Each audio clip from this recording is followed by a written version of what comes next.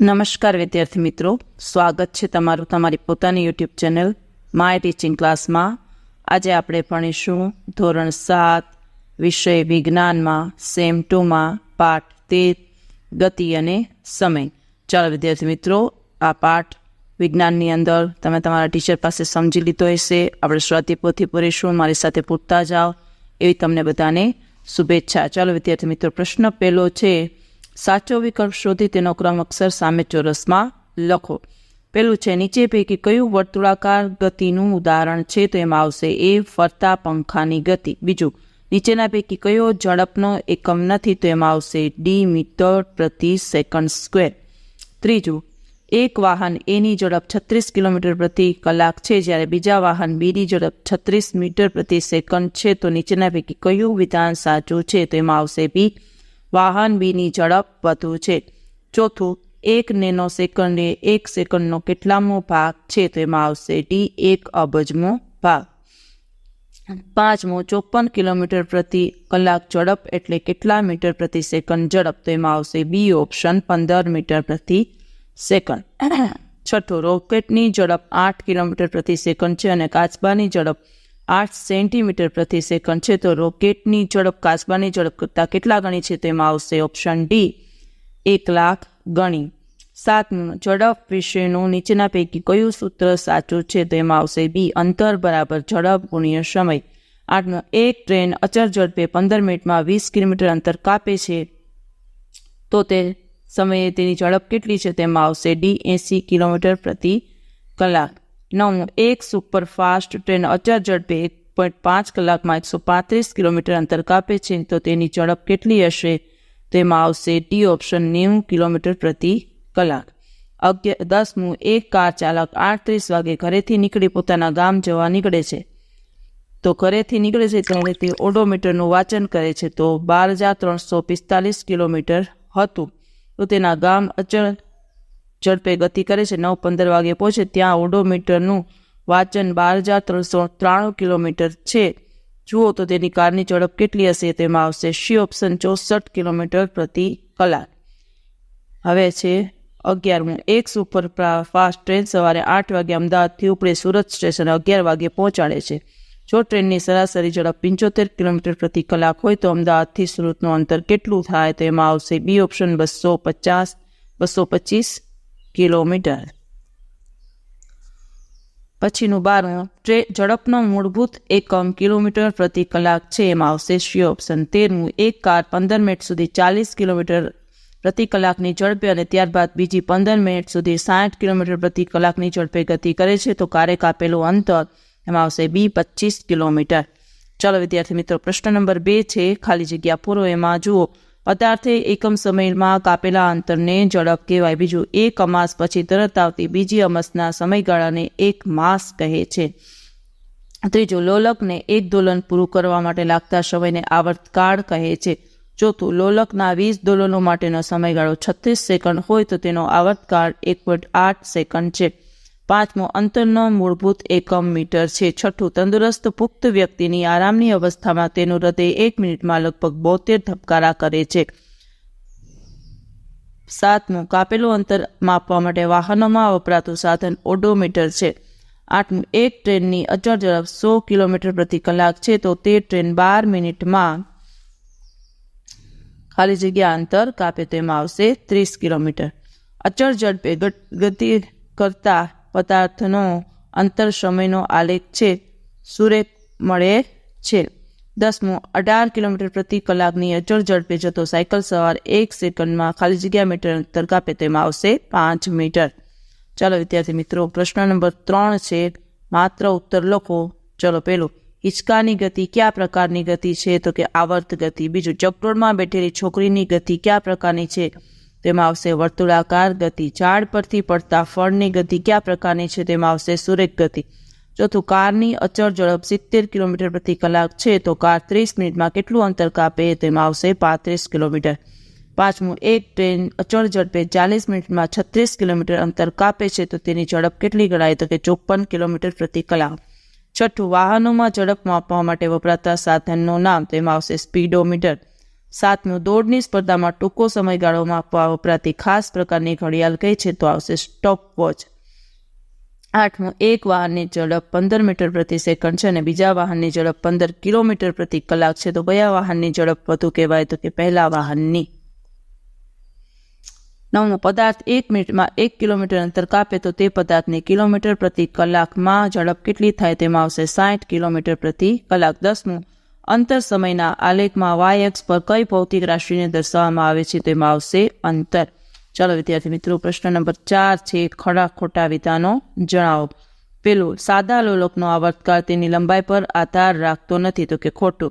બીજું, સાદા લોલકના ગોળાને થોડાક અંતરે કે સહેજ વધારે અંતરે એક બાજુ લઈને મુક્ત કરવામાં આવે તો પણ તેના આવર્તકાળમાં ફેર પડતો નથી, તો કે સાચું. ત્રીજું, સમયનો મૂળભૂત એકમ કલાક છે, તો કે ખોટું. ચોથું, વાહને કાપેલું અંતર 50 કિલોમીટર છે તો તેને 50 kms લખાય, તો કે ખોટું. 5મું, સાદા લોલકના નિયમો ગેલિલિયોએ શોધ્યા, તો કે સાચું. 6ઠું, સાદા લોલકને 20 દોલન કરવા લાગતા સમયને તેનો આવર્તકાળ કહે છે, તો કે ખોટું. 7મું, આપેલ લંબાઈના લોલકને 1 દોલન પૂર્ણ કરવા માટે હંમેશા સમાન સમય લાગે છે, તો કે સાચું. 8મું, સમયનો મૂળભૂત એકમ સેકન્ડ છે, તો કે સાચું. 9મું, દરેક પદાર્થ અચળ ઝડપે ગતિ કરે છે, તો કે ખોટું. 10મું, બે શહેરો વચ્ચેનું અંતર કિલોમીટરમાં માપવામાં આવે છે, સાચું. 11મું, આપેલ લોલકનો આવર્તકાળ અચળ હોતો નથી, તો કે ખોટું. ચાલો વિદ્યાર્થી મિત્રો, જોઈ શકો છો તમે ખરા ખોટા, સાચું ખોટું, સાચું ખોટું એવી રીતે જોઈ શકો છો. ચાલો પ્રશ્ન નંબર 5 છે, એક વાક્યમાં ઉત્તર લખો. જો લોલકવાળો ઘડિયાળ પ્રચલિત ન થતા ત્યારે સમયના માપન માટે શાનો ઉપયોગ થતો હતો? લખો, લોલકવાળા ઘડિયાળ પ્રચલિત ન થતા ત્યારે છાયાયંત્રો, જળઘડી અને રેતઘડી જેવા સાધનો સમયના માપન માટે વપરાતા હતા. બીજું, સાદું લોલક કોને કહેવાય? તેમાં લખો, દ્રઢ આધાર પરથી દોરી વડે ધાતુના નાના ગોળાને લટકાવવાથી બનતી રચનાને સાદું લોલક કહે છે. ત્રીજું, લોલકનું 1 દોલન પૂર્ણ થયું ક્યારે કહેવાય? લોલકના એક તરફના મહત્તમ સ્થાનાંતર A થી બીજી બાજુના મહત્તમ સ્થાનાંતર B સુધીની ગતિ બાદ તે પાછો પ્રથમના મહત્તમ સ્થાનાંતર A બિંદુ પાસે પાછો ફરે તેને લોલકનું 1 દોલન પૂર્ણ થયું કહેવાય. ચોથું, અંતર સમયના આલેખમાં એક અક્ષ પર કઈ રાશિ દર્શાવવામાં આવે છે? જવાબ લખો, એક અક્ષ અંતરવિરુદ્ધ સમયના આલેખ એક અક્ષ પર સમય નામની ભૌતિક રાશિ દર્શાવવામાં આવે છે. જાણીતું છાયાયંત્ર ક્યાં આવેલું છે? તો લખો, જાણીતું છાયાયંત્ર દિલ્હીના જંતર મંતરમાં આવેલું છે. છઠ્ઠું, એક દિવસની કેટલી સેકન્ડ થાય? તેમાં લખો, એક દિવસ ઓછા 24 કલાક ઓછા 24 ગુણ્યા 3600 બરાબર 86,400 સેકન્ડ થાય. એક વર્ષના કેટલા કલાક થાય? તો એક દિવસ ઓછા 24 કલાક 365 દિવસ, તો 365 ગુણ્યા 24/1 તો 8,760 કલાક થાય. 8મું, ઓડોમીટર સાધનનો ઉપયોગ શું છે? તો લોકો, ઓડોમીટર સાધનનો ઉપયોગ વાહને કાપેલું અંતર માપવા માટે થાય છે. 9મું, વાહન અચળ ઝડપે ગતિ કરતું હોય ત્યારે અંતર સમયનો આલેખ કેવો મળે? તો લોકો, વાહન અચળ ઝડપે ગતિ કરતું હોય ત્યારે અંતર સમયનો આલેખ સુરેખ મળે છે. 10મું, લોલકની લંબાઈ વધારવામાં આવે તો તેના આવર્તકાળમાં શું ફેર થાય? તો લોકો, લોલકની લંબાઈ વધારવામાં આવે તો તેના આવર્તકાળમાં વધારો થાય છે. 11મું, એક સ્કૂટર સવાર 30 કિલોમીટર પ્રતિ કલાકની ઝડપે ગતિ કરે તો 20 મિનિટમાં કેટલું અંતર કાપ્યું હશે?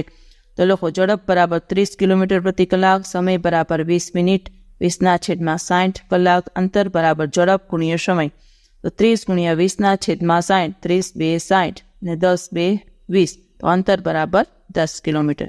ચાલો વિદ્યાર્થી મિત્રો, હવે વ્યાખ્યા લઈએ. પ્રશ્ન નંબર 6, સાદું લોલક. એમાં લખો, દ્રઢ આધાર પરથી દોરી વડે ધાતુના નાના ગોળાને લટકાવવાથી બનતી રચનાને સાદું લોલક કહે છે.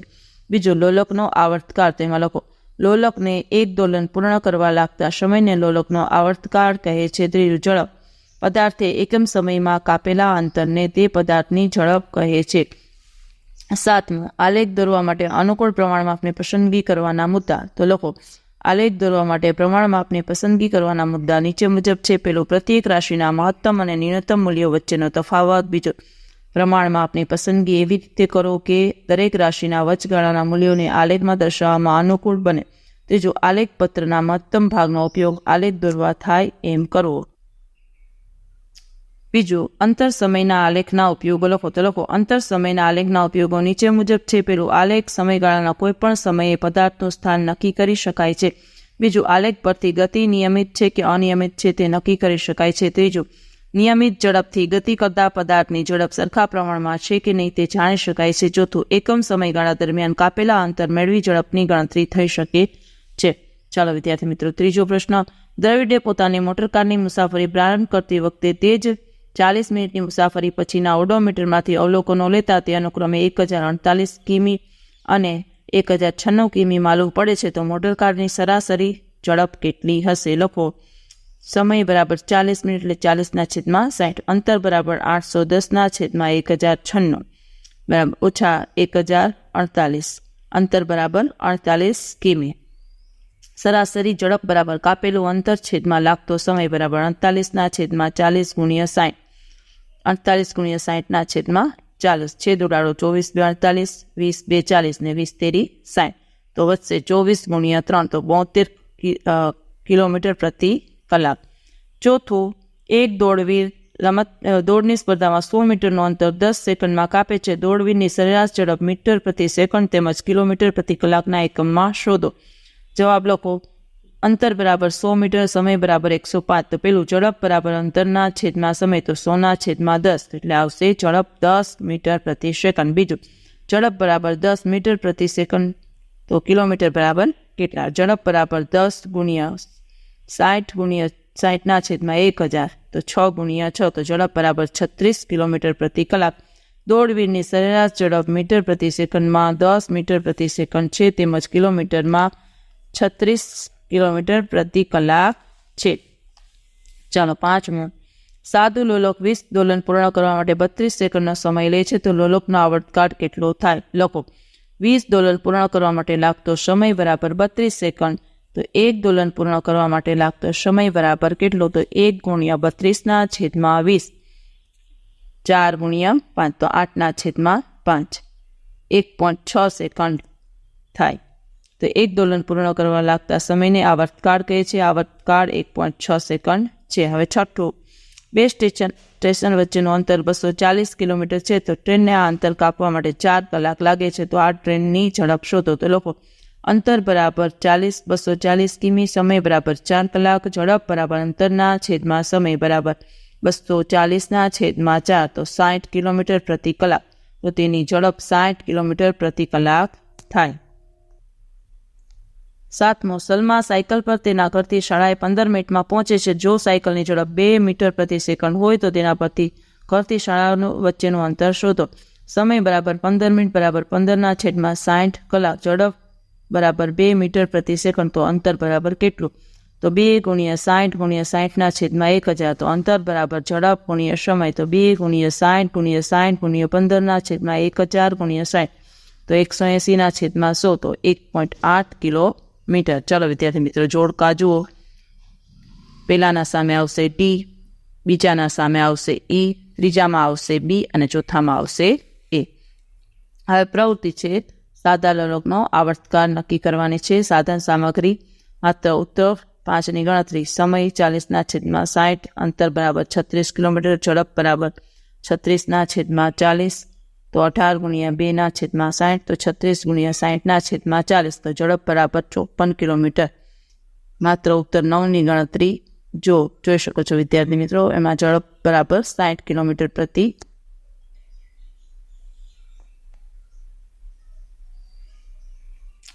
વિકલ્પ નંબર 11નો દાખલો. ઝડપ બરાબર 75 કિલોમીટર પ્રતિ કલાક, સમય બરાબર 3 કલાક, અંતર બરાબર ઝડપ × સમય તો 75 × 3 એટલે 225 કિલોમીટર.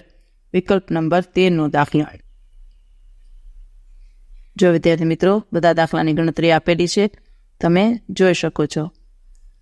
અને ખાલી જગ્યા નંબર 3ની ગણતરી પણ આપેલી છે, એ પણ તમે જોઈ શકો છો. ચાલો વિદ્યાર્થી મિત્રો, આજના વિડીયો લેક્ચરમાં આટલું જ. જો તમને આ વિડીયો ગમ્યો હોય તો લાઇક કરશો, તમારા મિત્રો સાથે શેર કરશો અને મારી ચેનલને સબસ્ક્રાઈબ પણ કરશો. આવજો.